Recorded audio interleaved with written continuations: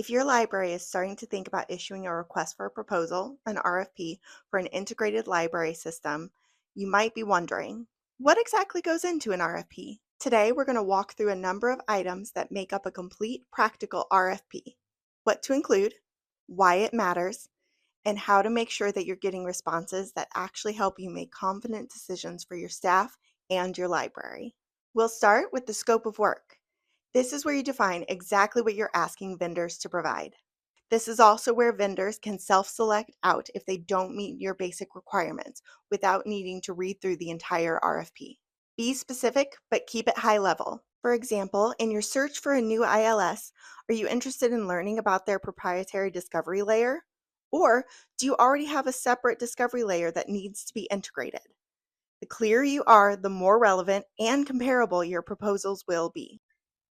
Next on the list is terms and conditions. The terms and conditions are what help set expectations up front. You've got your payment terms, your contract expectations, data ownership, and service levels. You'd be surprised how often this section is skimped on and how much it matters if something goes wrong. This information comes from your legal and procurement teams, so be sure to include them in your process early. On to timelines and deadlines.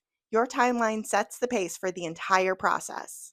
Be sure to include the following: your pre-conference date, if you're offering one, deadline for vendor questions, and when you expect to have answers to those questions back to the vendors. Proposal due date, when you would like to see demos from your shortlisted vendors, and if those demos will be in person or virtual. When you intend to award, keep in mind any board meeting dates if these are part of your selection process, and your expected go live date. This is when you want your new software to be ready for your staff and your patrons. Next is submission guidelines. This might sound simple, but it's critical. Tell vendors how to format responses. For example, do you want everything in one single PDF? Do you want vendors to respond in a specified spreadsheet? What to include? Are some forms just informational, or do you want everything signed and returned? And how to submit. Do you want proposals returned via the online portal, through email, or by mail? Your procurement team will guide you through their preferred delivery method. If responses come back inconsistent, it becomes much harder to evaluate them fairly. Next, and this is really important, is library information. You need to include accurate information about your library, including number of borrowers, be it students or patrons, number of library staff, number of sites or branches, number of workstations, number of titles and items in your collection, average annual circulation, and your current ILS. Why does this matter so much? Because vendors use this information to price their proposals. Annual circulation, for example, is a common pricing factor in the ILS market. Vendors know it fluctuates. A great summer reading program, a pandemic year, a new library site, but this transactional usage affects system performance and resource utilization, so vendors need a baseline to give you an accurate quote. The goal here isn't to force you to make unnecessary calculations. It's to give enough context so vendors can propose accurately. So the more complete this section is, the more tailored and realistic your proposals and pricing quotes will be. And why do vendors need to know your current ILS system? Because it helps them plan your migration. If a vendor knows they need to factor in a fix for a known problem with your legacy vendor's migration data, then they know upfront how much time they'll need to accomplish it during standard implementation timeline. Then we get into requirements, starting with your technical specifications and IT requirements. Vendors need to know your technical environment. This includes hosting preferences. Do you want cloud or local?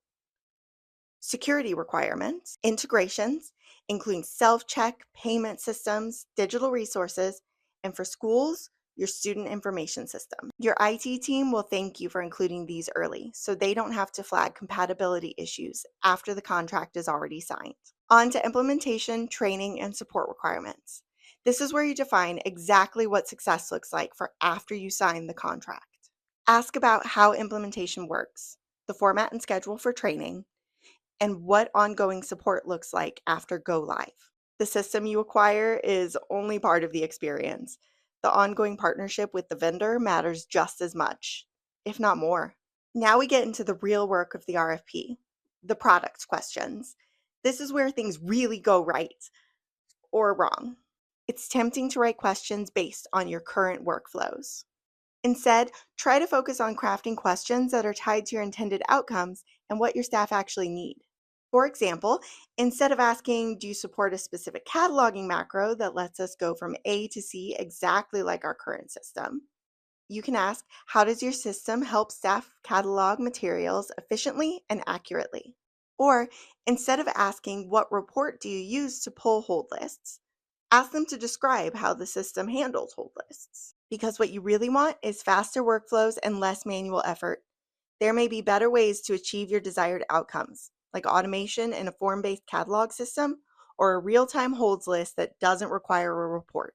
If you're not sure what to ask about, start with your needs assessment. You can find a needs assessment guide along with all the items covered in this video in the RFP to Go Live workbooks linked in the caption. And be sure to involve your staff before you write these questions. Ask them what's working, what's slowing them down, what's frustrating, what they'd change if they could. These insights lead to much better RFP questions and much better vendor responses. Here's the thing about RFPs.